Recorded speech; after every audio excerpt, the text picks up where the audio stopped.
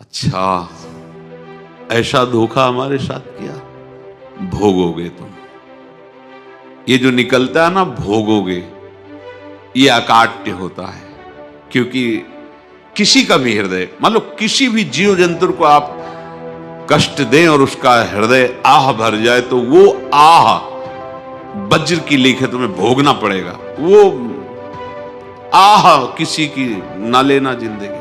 कोई ऐसा कोई आह भर करके कह दिया तुम समर्थ हो, हम तो कुछ कर नहीं सकते, और अंदर से दुख, फिर तुम्हारी सामर्थ्य काम नहीं करेगी, मिट्टी में मिला देगी। ऐसा नहीं कि आप जो कर रहे हैं कोई देख नहीं रहा, कोई हिसाब किताब नहीं, जो कर रहे हैं अवश्य में भोक्तव्यम, बहुत सावधान।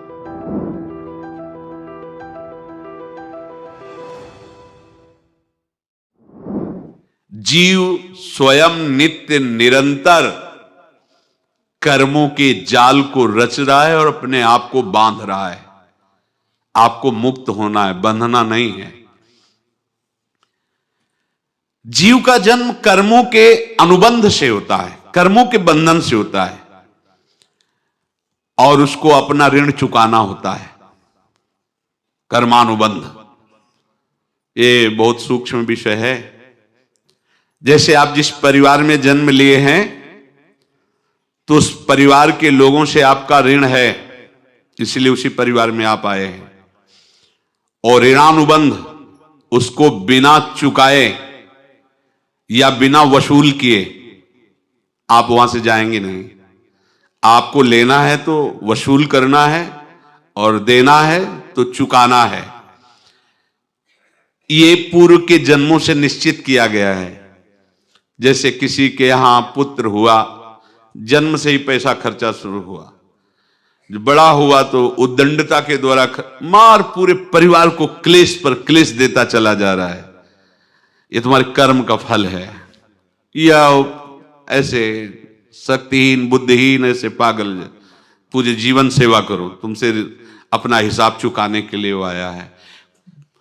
अब परिवार के जो सदस्य जुड़े आके, मतलब पत्नी आते ही पूरी हृदय में आनंद, परिवार में आनंद, और जीवन भर वो आनंद ही सुख देने के लिए उसका जन्म हुआ। वो अपना ऋणानुबंध मुक्त, और आते ही भयंकर क्लेश खड़ा कर दिया, बीच में दीवाल और झगड़ा वैसा, फिर अतरे दिन मारपीट शुरू, कलह अशांति, पूरा जीवन नरक हिसाब करने आए।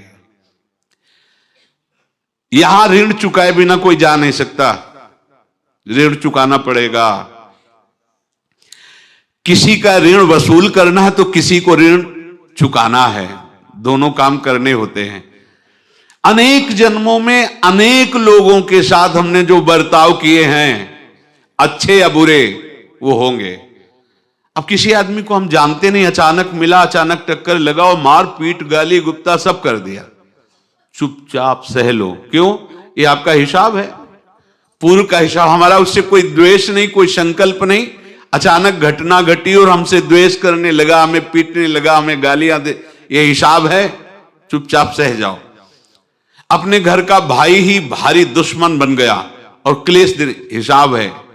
एक प्रभुदत्त ब्रह्मचारी जी की वाणी में पढ़ा था, एक महात्मा जी भ्रमण करते थे, तो उस समय असरफियां चलती थी, मोहरे असरफियां, तो उनको भेंट में देते लोग। तो या तो ठाकुर सेवा में लगे तत्काल, या संत सेवा में तत्काल लगे, उसका संग्रह करके डोलना ये ठीक नहीं है।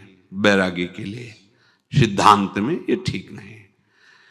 तो जब 2, 4, 6, 8 ऐसे मोहरे हुई, तो उन्होंने विचार किया कि और भ्रमण करके जब काफी मोहरे हो जाएंगी तो प्रयागराज में जब कुंभ पड़ता है, एक बार पूरे सब अखाड़े के संतों को, अलग अलग संप्रदाय सब संतों को बुलाएंगे और सबको पुआएंगे। अब साधु है तो यही विचार करेगा, और क्या विचार करेगा। तो उन्होंने ऐसे डंडा बनवाया, बेंत, जो ऊपर से चूड़ीदार और भीतर पोला, और मोहरे उसमें डालते गए और भ्रमण। जहां जहां श्रद्धालु भगत थे सबके यहां जाना और इच्छा रखना कि एक मोहर तो दे दे दक्षिणा में। कामना कोई भी हो वो बांधती ही है, ध्यान रखना। इसीलिए प्रभु जो चाहे वो करे, अपनी चाह नहीं रखनी चाहिए, अपनी चाह प्रभु की चाह में मिला देनी चाहिए। धीरे धीरे वो छड़ी भर गई। भ्रमण करने वाले महात्मा चूड़ी लगाई, इंतजार करते रहे। जब प्रयाग का कुंभ पड़ा तो चले। तो रास्ते में एक गांव में पूछा जाता है, जैसे कहीं रुको कि कोई श्रद्धालु ऐसा है जो संत सेवी है। तो कुछ लोगों ने बताया, हाँ एक परिवार है बहुत संत सेवी है और आपको मिलाते हैं उनसे। आइए महाराज, घर में रुका। खूब अच्छा हलवा पूड़ी पवाया और जो घर के मालिक थे चरण दबाए। चरण दबाते दबाते उनकी दृष्टि पड़ी उस डंडे पे। इतना मोटा और ऊपर से कुछ चूड़ी सी भी नजर आ रही, इस डंडे में तो कोई रहस्य है ही है। अब महात्मा जी को खवा पिला के सुला दिया। महात्मा जी जब सो गए तो पत्नी से धीरे से कहा, वो डंडा लाओ बाबा जी का। डंडा, वो चूड़ीदार जो ही खोला पलटाया तो सैकड़ों मोहरे। ऐसे संत रोज पधारे भगवान, तुम आनंद हो जाए फिर क्या। पत्नी से कहा, नाप के कंकड़ लाओ।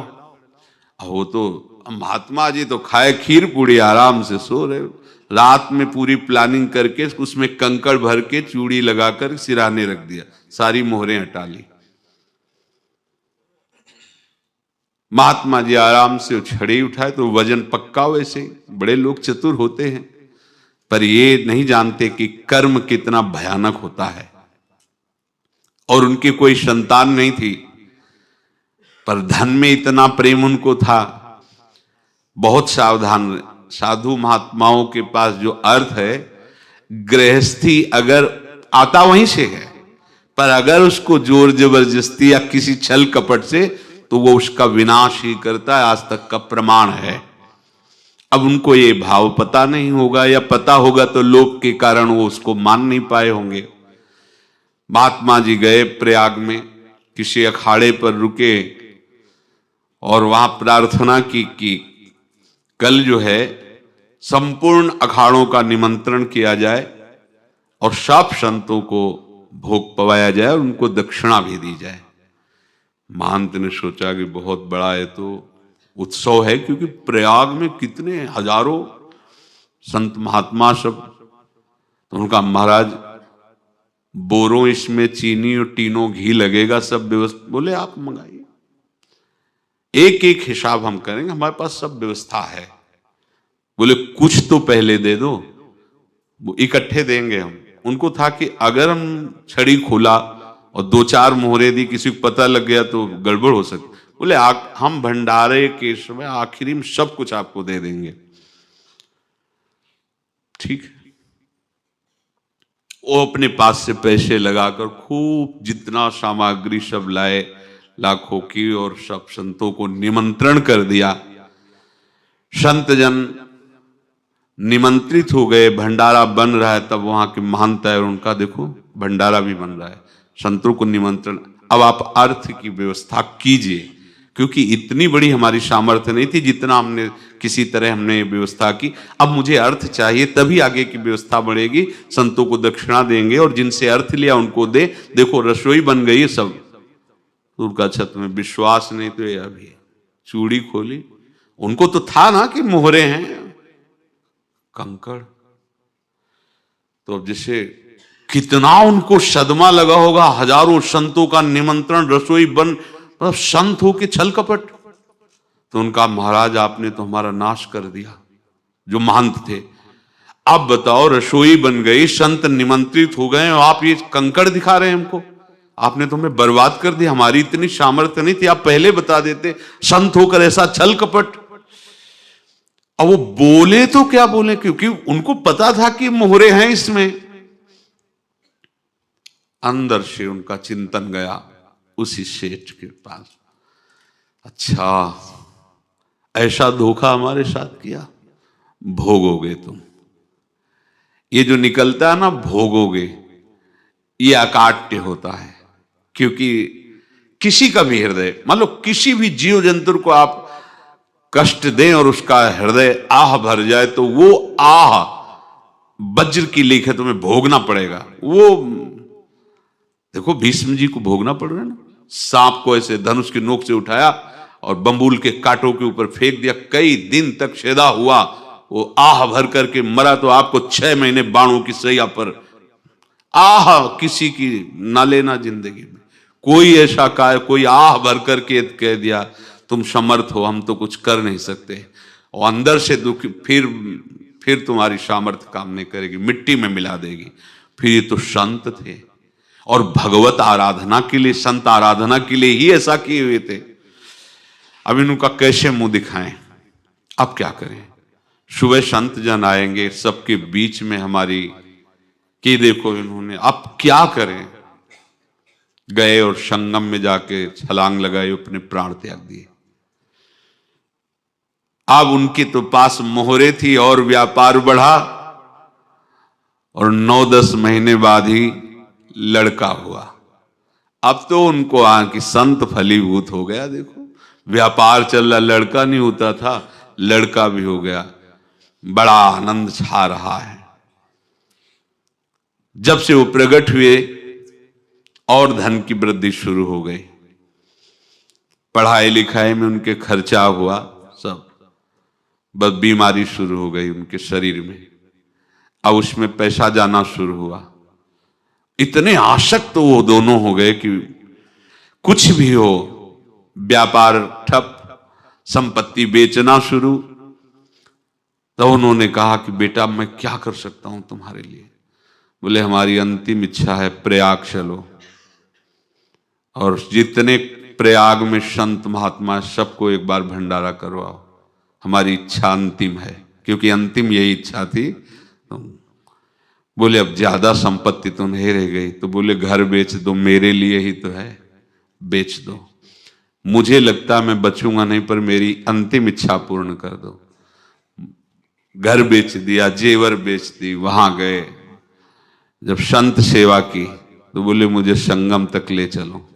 संगम तक ले गए और बोले समझे तुम चुराए थे और हमने उसको छीना है, कुछ नहीं रह गया तेरे पास कुछ, अब केवल ममता और आसक्ति में जलकर मर और नरक प्राप्त कर। मैं वही महात्मा हूं जिसकी तूने मोहरे ली थी, शरीर छोड़ दिया।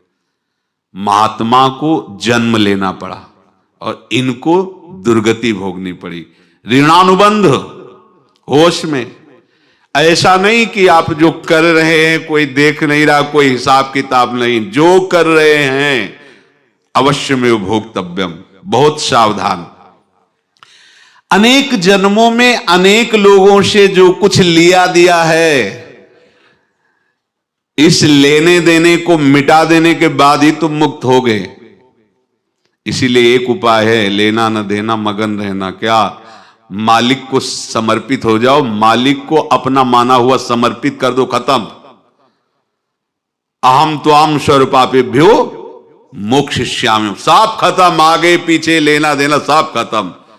एकादश स्कंद में भगवान श्री कृष्णचंद्र जी ने कहा जो मेरे चरणों का आश्रय लेकर भक्त मेरा भक्ति करता है, उसके पितृ ऋण, मातृ ऋण, देव ऋण, ऋषि ऋण, सब ऋणों से मैं मुक्त कर देता हूं। बस यही एक उपाय है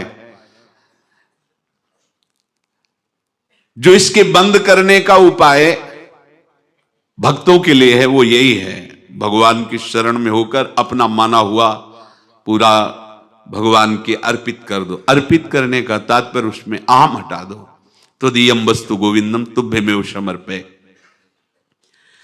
जिनसे तुमने सेवा करवाई है उनकी सेवा करनी पड़ेगी, जिनसे तुमने जो कुछ लिया है उनको देना पड़ेगा। ये लेने देने का व्यापार जब तक समाप्त नहीं होगा तब तक तुम्हारा जन्म मरण चलता रहेगा। अब आपको यहां समझना है, यदि आपसे किसी ने पैसे लिए बेईमानी करके नहीं दे रहा है तो आप उसको गाली मत दीजिए, आपने बेईमानी की थी इसलिए आपकी बेईमानी हुई है, ले गया, कोई बात नहीं है, बंधन से मुक्त हुए, जो बोझा था चला गया, उसको ऐसा ना देखे कि ये बेईमान हमारे रुपए मार लिए, अब जो कुछ होगा देखेंगे। अगर आप आगे नया कुछ करते हैं तो फिर आगे का हिसाब आपको भोगना पड़ेगा, ध्यान रखना। ऐसा नहीं है कि आपको भोगना नहीं पड़ेगा। एक ही उपाय है कि अब जो शरीर धारण किए इसी में जो भोग ले, आगे ना होना चाहिए। तो क्या करे? सर्वतो भावेन भगवान की शरण ले ले। ये तो सर्वाणि कर्माणि मयि सन्न्यस्य मत्पराहा अनन्येनैव योगेन माम ध्यायन्तु उपासते तेषामहं समुद्धरता मृत्यु संसार से। ये बड़ा कठिन है पार होना, कोई छोटी मोटी बात है। एक महात्मा बाल्यावस्था से भजन करते थे, शालिग्राम भगवान पास रखते थे और उन्हीं की आराधना करके बस पाठ नाम जप और भ्रमण करते थे। यौवन अवस्था थी, गंगा जी के किनारे अपने ठाकुर को विराजमान करके स्नान करने के लिए कपड़ा ही उतार रहे थे कि 90 लोग आ गए, भाला तलवार सब ले, मारो मारो इसको मारो, घेर लिया। तो उन्होंने हाथ जोड़कर कहा हमने क्या अपराध किया, कोई सुन ही नहीं रहा। तो उन्होंने कहा मार तो डालोगे ही आप 90 लोग, हम कोई अस्त्र शस्त्र तो लिए नहीं, एक बार हमें गंगा में डुबकी लगा देने दो और अपने ठाकुर को स्नान करा देने दो, फिर इसके बाद आप मार देना।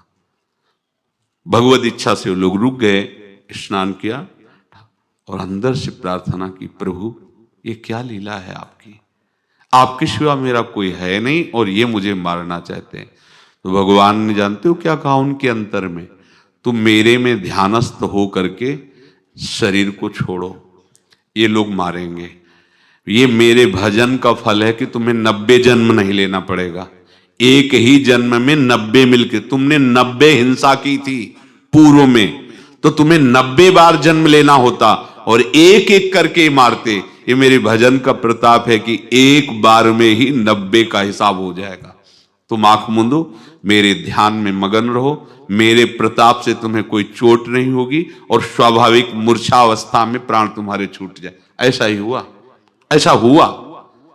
तो ये बात समझ लो कि ये जो कर्मानुबंध है, ऋणानुबंध है।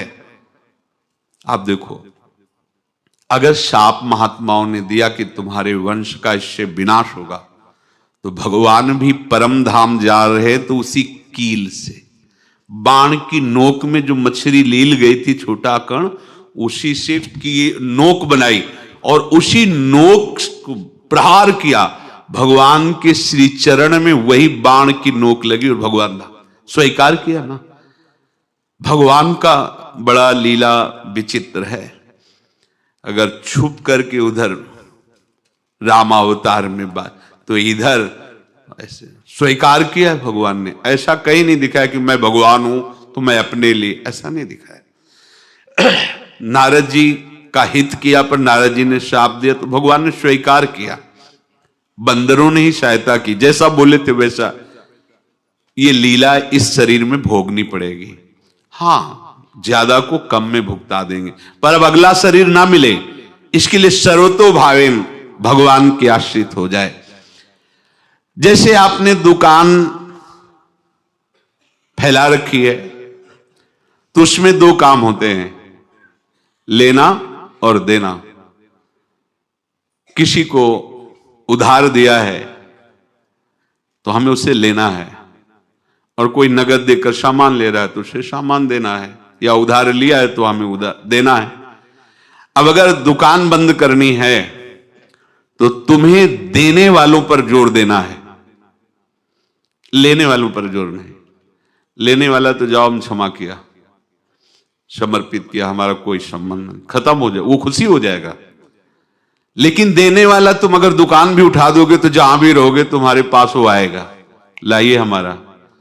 तो देने पर नजर रखिए, जिसका जिसका हिसाब है वो आपके सामने आता जाए, हटाते जाओ। लेने पर नजर मत रखिए और दुकान फौरन उठा दीजिए, नहीं अगर लेते देते रहे तो चलता रहेगा। आगे चलकर कुछ लेना न देना, मगन रहना बस अपने प्रभु के चिंतन में। अब हम कैसे जाने कि किसको क्या देना है, हमें क्या पता? तो हम पूरा हिसाब जिनको पता है उनको दे देते हैं, समझ रहे हो? उनको पता है क्या लेना है क्या देना है, तो इनके पास पहुंच गए, सरकारी हिसाब से सब बराबर कर देंगे। हमको अपनी जिम्मेवारी इनकी चरणों में समर्पित कर देना है, तभी हम जीवन मुक्त होंगे। ये रहस्य की बात है। प्रभु कह रहे हैं यस्य सर्वे समारंभाः काम संकल्प वर्जिताः ज्ञानाग्नि दग्ध कर्माणं तमाहु पंडितम बुधाः। जिसके संपूर्ण कर्मों के आरंभ संकल्प और कामना से रहित हैं तथा जिसके संपूर्ण कर्म ज्ञान रूपी अग्नि से जल गए हैं, उसको ज्ञानी जन भी पंडित कहते हैं, बुद्धिमान कहते हैं। पूज्य श्री भाई जी महाराज कह रहे हैं जैसे वहां ज्ञानाग्नि से दग्ध कह रहे हैं, तो अपने वृंदावन वासियों का प्रेमाग्नि से सब कर्म संस्कार दग्ध होते हैं। जिस समय आपके हृदय में भगवत प्रेम का प्रादुर्भाव होगा तो लेश मात्र कभी तुम्हें दुख नहीं भोगना पड़ेगा। प्रेम का प्रादुर्भाव होते ही दुख का नाश हो जाता है, महासुख। जब प्रेम का प्रादुर्भाव होगा तो समस्त पाप भस्म हो जाते हैं, अशांति नष्ट हो जाती है, संसार ज्वाला स्पर्श भी नहीं कर सकती है। जब भगवत प्रेम का प्रादुर्भाव होता है तो हो सकता है उस उपासक के जीवन में दुखों का पहाड़ टूट पड़े, परिवार खिलाफ, शरीर रोगी, अव्यवस्था, बहुत बहुत कुछ, सब कुछ। कह रहे हैं इतना सब होने पर भी उसके हृदय में कोई भी दुख नहीं होता। ये ऐसा सामर्थ्यशाली भगवत प्रेम है। भगवान के चरणार बिंद का जिसके हृदय में प्रेम है, भारी से भारी दुख भी उनको विचलित नहीं कर सकता।